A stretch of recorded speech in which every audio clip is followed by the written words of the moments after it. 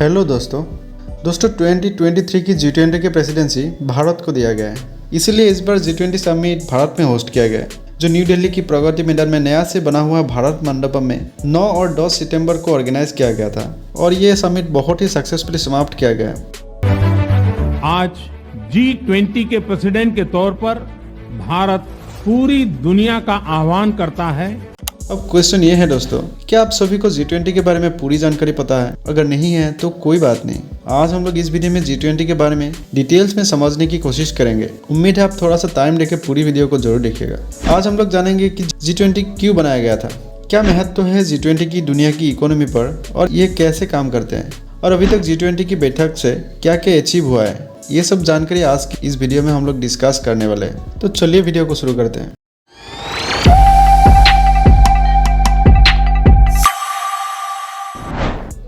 G20 यानी कि group of 20 countries, इसके बारे में जानने से पहले हमें जानना पड़ेगा G7 के बारे में, जो G20 से करीब 24 साल पहले ही बन गए थे। साल 1973 6 अक्टूबर से 25 अक्टूबर के बीच इजराइल और अरब कंट्रीज के बीच चौथा युद्ध चल रहा था सुएज कैनाल को लेकर, जिसको अक्टूबर वॉर और रमादान वॉर नाम से जाना जाता है। अब जानकारी के लिए आपको सुएज कैनाल के बारे में भी थोड़ा सा बता देते हैं। इस सुएज कैनाल एक आर्टिफिशियल यानी कि लोगों के द्वारा बनाया हुआ कैनाल है, जो नॉर्थ अटलांटिक और नॉर्दर्न इंडियन महासागर को मेडिटेरियन सी और रेड सी से जुड़ते हैं। इस कैनाल को बनाया गया था एशियन और यूरोप महादेशों के बीच वाणिज्यिक संबंध बनाने के लिए, और ये कैनाल फर्डिनांड डी लेसेप्स बोल के एक फ्रेंच डिप्लोमेट ने सुएज कैनाल कंपनी का गठन करके कैनाल को बनाए थे, जिसका लंबाई है करीब 194 किलोमीटर, चौड़ाई है 205 से 313 मीटर और गहराई है 24 मीटर, जिससे कोई भी बड़े जहाज बहुत आसानी से पार हो सकती है। और इस कैनाल को बनाने से दोनों देशों के बीच 8900 किलोमीटर समुद्री जर्नी कम हो गया था। यही मकसद था इस कैनाल को बनाने का। इसी सुएज कैनाल के कुछ एरिया को कब्जा करने को लेकर इजराइल और अरब कंट्रीज के बीच चौथा युद्ध चल रहा था, और इस युद्ध में यूएसए इजराइल को मिलिट्री और हथियार प्रोवाइड किए थे अरब के खिलाफ लड़ने के लिए। लेकिन इसका परिणाम क्या होने वाला था वो यूएसए गवर्नमेंट को उम्मीद ही नहीं था।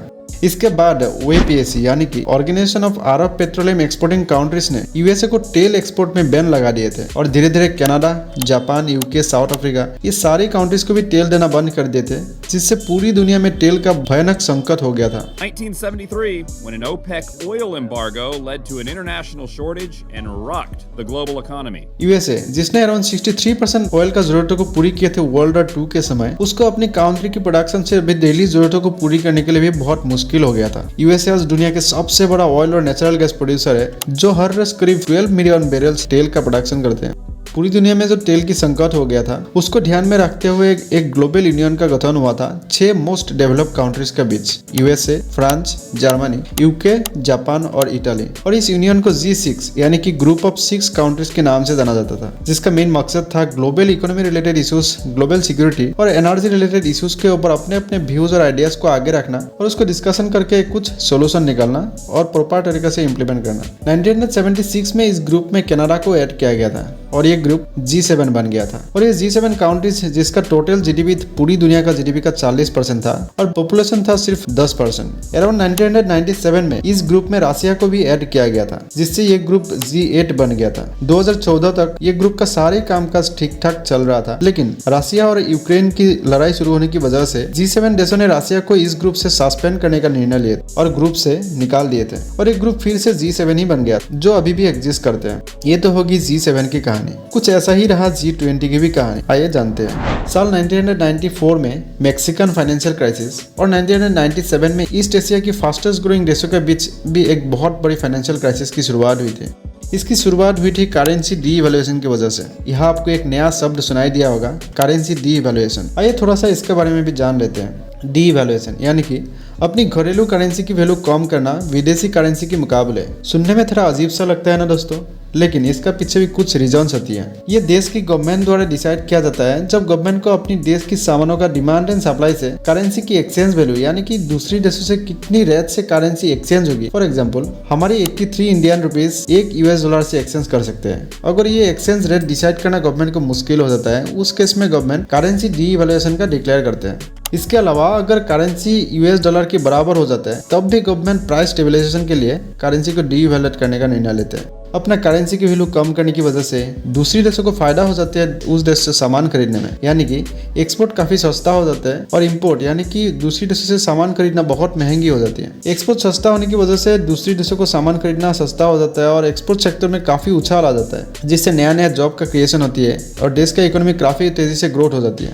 अगर कंट्री का करंट अकाउंट डेफिसिट यानी कि लोन ज्यादा है किसी देश के ऊपर, तब भी एक्सपोर्ट बढ़ा के उस लोन को कुछ हद तक कम कर सकते हैं। ये सब कुछ रीजन है करेंसी डीवैल्यूएशन का।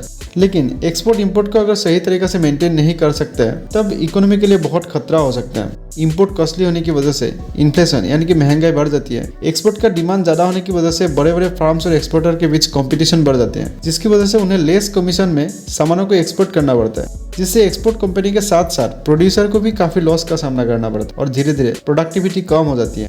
कम प्रोडक्टिविटी और बढ़ती महंगाई की वजह से देश में डेली जरूरतों का सामानों की कमी हो जाती है और देश में सामानों की क्राइसिस हो जाती है। ठीक ऐसा ही सिचुएशन क्रिएट हुआ था मैक्सिकन और ईस्ट एशियन देशों के बीच।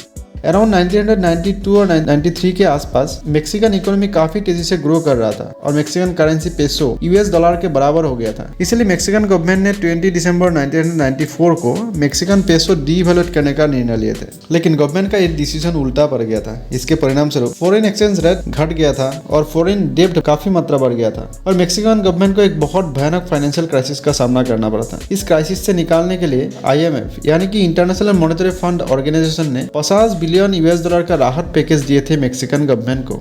इसका कुछ साल बाद अराउंड 1997 में एशियन देशों के बीच भी एक बहुत बड़ी फाइनेंशियल क्राइसिस शुरुआत हुई थी। He began selling the currency in Thailand, triggering a financial crisis that plunged much of Asia into a depression. इसका शुरुआत हुई थी जब अराउंड 1990 के आसपास एशियन देश जैसे कि थाईलैंड, सिंगापुर, मलेशिया, इंडोनेशिया ये सब देश काफी तेजी से ग्रो कर रहा था और बहुत फॉरेन इन्वेस्टर उस देशों में इन्वेस्ट करने लगा था, जिससे उस देशों की करेंसी यूएस डॉलर के बराबर हो गया था। अराउंड 1997 में थाईलैंड की सरकार ने करेंसी की स्टेबिलिटी लाने के लिए थाई बाहट जो थाईलैंड की करेंसी है उसको डीवैल्यूएट करने का डिसीजन लिए थे, लेकिन इसका परिणाम क्या होने वाला था वो भी थाई गवर्नमेंट को उम्मीद नहीं था। थाई बाहट करीब 6 टाइम्स घट गया था और थाईलैंड के साथ साथ south Korea, Indonesia, Singapore, Philippines जैसे कंट्रीज को भी एक डीप फाइनेंशियल क्राइसिस का सामना करना पड़ा था और इस क्राइसिस से रशिया, लैटिन अमेरिका, ब्राजील की करेंसी भी अराउंड 35% गिर गया था। और ये भयानक क्राइसिस से राहत पाने के लिए G7 देशों के बीच एक बैठक हुई और उन लोगों ने एशियन देशों को मदद के लिए आगे आए, लेकिन एशियन देशों ने G7 देशों का हेल्प इनकार कर दिया था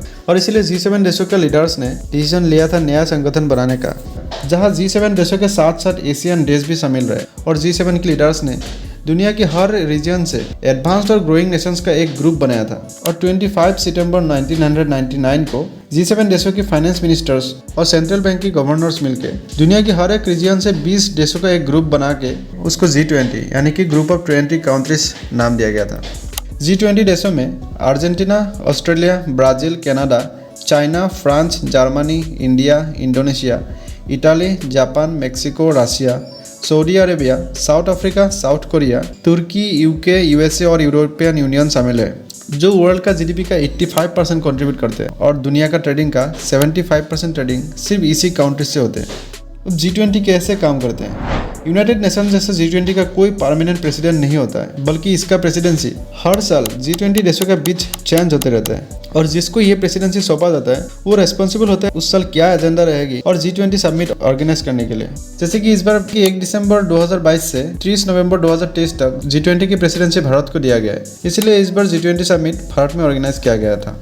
G20 मीट में हर देश के प्राइम मिनिस्टर या प्रेसिडेंट और फाइनेंस मिनिस्टर शामिल रहते हैं। इस ग्रुप का मेन मकसद सिर्फ G20 देशों का ही नहीं बल्कि ग्लोबल डेवलपमेंट का ऊपर ध्यान देना, ग्लोबल इकोनॉमिक स्टेबिलिटी लाने के लिए नया नया स्ट्रेटेजी बनाना, क्लाइमेट चेंज, ग्लोबल सिक्योरिटी और करंट इश्यूज जैसे कई सारे मुद्दों पर डिस्कशन करके उसका सोल्यूशन निकालना। ये सब टॉपिक पर डिस्कशन करने के लिए G20 देशों के अलावा भी दूसरी देशों को भी इन्वाइट किया जाता है, जैसे कि इंडिया ने इस बार बांग्लादेश, नाइजीरिया, इजिप्ट, UAE जैसा कई सारे देशों को इन्वाइट किए थे। G20 लीडर्स और फाइनेंस मिनिस्टर्स मिलके एक सब कमेटी का गठन करते हैं अलग अलग एजेंडास को लेके और उस सेक्शन का पर्टिकुलर मिनिस्टर्स के साथ, और हर एजेंडास के लिए जो आउटपुट निकलेगा उसको प्रॉपर तरीके से प्लान करके इम्प्लीमेंट किया जाता है। G20 की अचीवमेंट की बात करें तो G20 फोरम ने इमर्जिंग यानी डेवलपिंग देश ब्रिक्स को काफी स्ट्रांग बनाया है और ग्लोबल फाइनेंशियल सिस्टम में काफी सुधार लाए हैं, जिसकी वजह से फाइनेंशियल क्राइसिस होने की संभावना कम होती है। 2008 में पूरी दुनिया में एक बहुत बड़ी फाइनेंशियल क्राइसिस की शुरुआत हुई थी। I think this is the most significant financial crisis in the post-war period. Soaring gas prices, falling home prices, and rising unemployment. जिसको 21st सेंचुरी के क्रांतिकारी क्राइसिस से जाना जाता है। G20 लीडर्स की एजेंडाओं ने इस फाइनेंशियल क्राइसिस से राहत दिए थे और स्ट्रगलिंग देशों को राहत पैकेज भी दिया गया था। 2010 की G20 समिट जो कनाडा में होस्ट किया गया था, वो एक बहुत बड़ी सफल समिट था जो बैंकिंग सिस्टम्स को सुधारने के लिए काफी रूल्स एंड रेगुलेशंस बनाया था। ये समिट में ही G20 ने एक ऐसा स्ट्रेटेजी बनाया था जो देश का जीडीपी को बढ़ाने के लिए नया जॉब क्रिएशन का निर्णय लिया था और डेब्ट टू जीडीपी रेशियो को स्टेबल रखने के लिए एक स्ट्रेटेजी बनाया था, यानी कि डेब्ट की कंपैरिजन में जीडीपी ज्यादा हो उसका ऊपर ध्यान दिया गया था। 2010 में सेउल यानी कि रिपब्लिक ऑफ कोरिया में हुआ G20 समिट को G20 हिस्ट्री का एक सिग्निफिकेंट समिट माना जाता है, क्योंकि इसी समिट में बैंकों के लिए कुछ सख्त कानूनों को अपनाया गया था और IMF यानी कि इंटरनेशनल मॉनेटरी फंड की वित्तीय हिस्सेदारी के लिए वोटिंग शेयर की व्यवस्था किया गया था और इसी समिट में डेवलपमेंट का ऊपर ध्यान रखते हुए बहुत सारे एजेंडास बनाया गया था। इसके अलावा 2015 में एंटालिया जो तुर्की में है, वहाँ पे ऑर्गेनाइज किया G20 समिट में माइग्रेशन, रिफ्यूजीज और टेररिज्म का इश्यूज का ऊपर काफी सारे एजेंडास निकाला गया था। ये सब कुछ अचीवमेंट है G20 समिट का। हर साल G20 का टॉपिक डिपेंड करता है करंट और इंटरनेशनल इश्यूज के ऊपर जो G20 लीडर्स द्वारा डिसाइड किया जाता है। तो यही है दोस्तों G20 के बारे में पूरी की पूरी जानकारी। वीडियो कैसा लगा आप लोग कमेंट सेक्शन में जरूर बताना। वीडियो को लाइक, शेयर और चैनल को सब्सक्राइब जरूर करना। तो मिलते हैं नेक्स्ट वीडियो के साथ, तब तक अपना और अपनों का खूब ख्याल रखिए। जय हिंद।